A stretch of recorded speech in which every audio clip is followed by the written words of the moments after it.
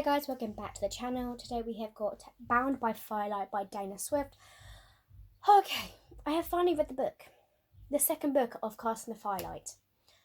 For some reason, I had to go back on my review when I did this review for the first one to remember what I said about it. And I still can't remember. But that is okay. This book was literally really good. I did like it. It says, perish in silence or rise in the fire. That is something you need to put on a shirt or something. So this is, like I said, the sequel. So we have the two characters, and I can't pronounce their names right, so we leave that as much. So it says, the fight for their destinies has only just begun. After a magical eruption devastates the kingdom of Belware, royal heir Adra is falsely accused by masterminding the destruction of forced to stand trial in the front of her people, who see her as a monster. Adra's punishment, imprisonment in the Dome, an impenetrable, magic-infused fortress filled with Belware's nastiest criminals, many of those who Adra put there herself, and they want her to pay. Jatin, I'm saying that is, the royal heir to the throne of Nepure, has been Adra's betrothed, her nemesis, and her fellow masked villager. Oh my god!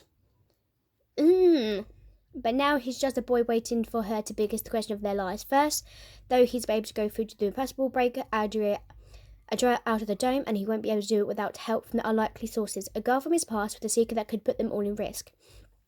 Time is running out, and the horror Adra, I can't say her name, I do apologise, faces the dome are seconds only to the plot to destabilise and destroy the kingdom. But Adra and Jatin has saved the world once already.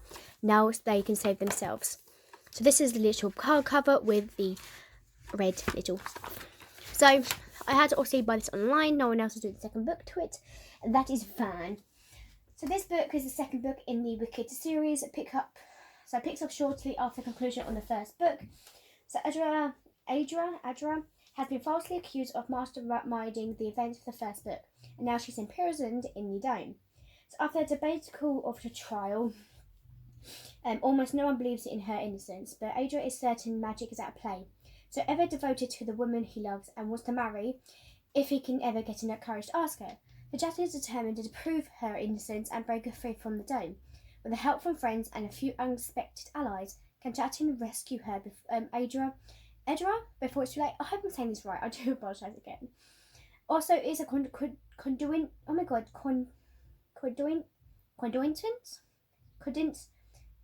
oh my god, why can't I say these big words? Stupid dyslexic. Coincidence? Haha! That she was sent to this place, or there even more furious happenings than Adra ever expected. The stakes are high and lives are at risk, and she and Jatin fight their way back to each other.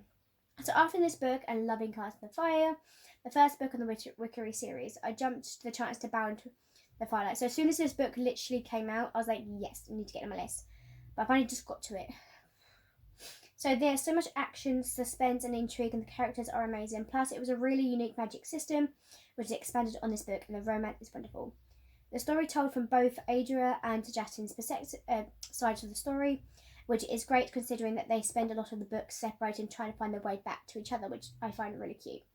The journeys are so different and yet each is compelling, and they complement each other well. I found myself attached to both Jatin and Adra's arcs and could not wait to see if they could reconnect and how they would fix all the issues that plagued them and their world. Both Jatin and Adra has grown so much throughout the duology, and I like how their respective journeys and their journeys as a couple progresses. Jatin becomes a stronger and more confident leader, and Adra never stops fighting. Both of these characters go through so many trials and so much things that they have to, it gets more intense. So Adra's time in the Dome is frightening and unpredictable and violent and kind of fascinating. So the magic in this part of the story is really cool, and her life is constant danger. It gets you off the edge of the seat. I was off my seat a couple of times, and there's maybe one time I fell off my seat by accident. I have no idea, but I fell off my seat. Even when entering the Dome, Adra's life and the life of those around her were at risk. It seems as if the danger follows her and Jatin, and they're constantly faced with another seamlessly impossible obstacles. However, both characters prove strong, determined, and resilient. Jatin and Adra does not give up on no matter the odds. They're survivors and the leaders, and they fight against the powers that threaten to destroy them and the people and the places they love. Which makes this a really super suspenseful, fast-paced, action-packed read. You know what I should do next, guys? I should literally put on a Google Read and read out their name and listen to what it says, and then see if I can pronounce myself properly, because I am failing at these names.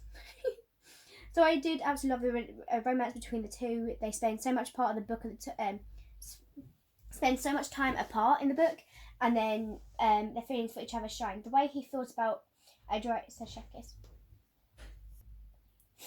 And they have some wonderful tender moments that they highlight each other and they care for each other. They're possibly swoon worthy.